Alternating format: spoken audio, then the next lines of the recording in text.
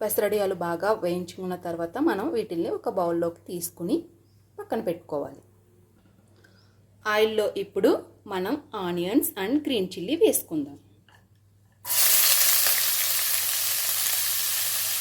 అలాగే కరివేపాకు కూడా దీంట్లోనే యాడ్ చేయాలి.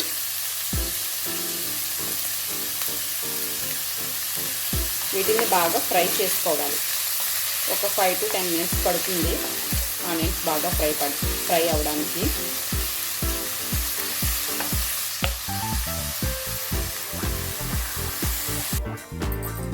ఆనియన్స్ బాగా ఫ్రై అయిన తర్వాత వీటిలో కారం,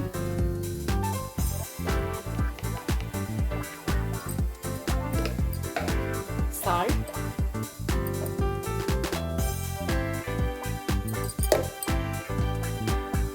అలాగే పసుపు కూడా వేయాలి.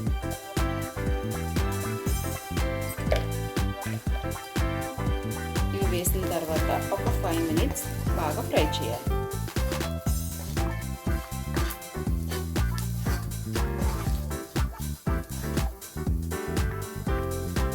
ఇప్పుడు మనం దీంట్లో మసాలా కూడా వేసి బాగా ఫ్రై చేసుకుందాం.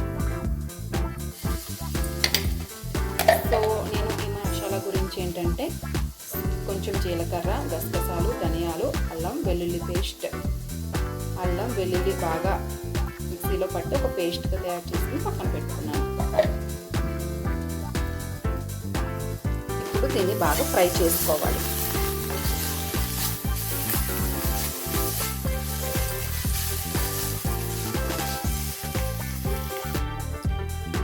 మసాలా బాగా వేగిన తర్వాత దీంట్లో మనం పెసరడియాలు వేసుకుందాం.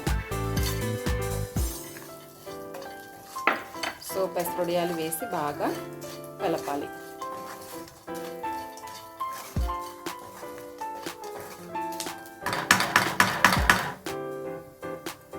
సో ఒక 5 minutes మూత పెట్టుకోండి. ఇప్పుడు మనం వాటర్ యాడ్ చేసుకోవాలి. ఈ ఫ్రై అంతా బాగా వేగిన తర్వాత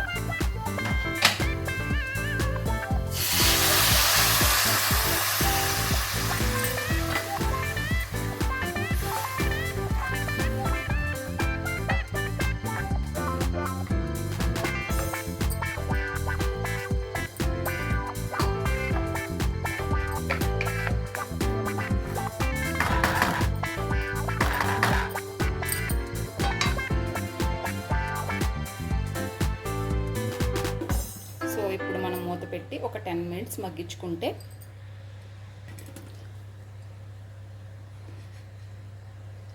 ఇప్పుడు మనం మూత తీసుకుని కొత్తిమీరతో సర్వ్ చేసుకుంటే టేస్టీ అండ్ హెల్దీ పెసరడియాలు కర్రీ రెడీ.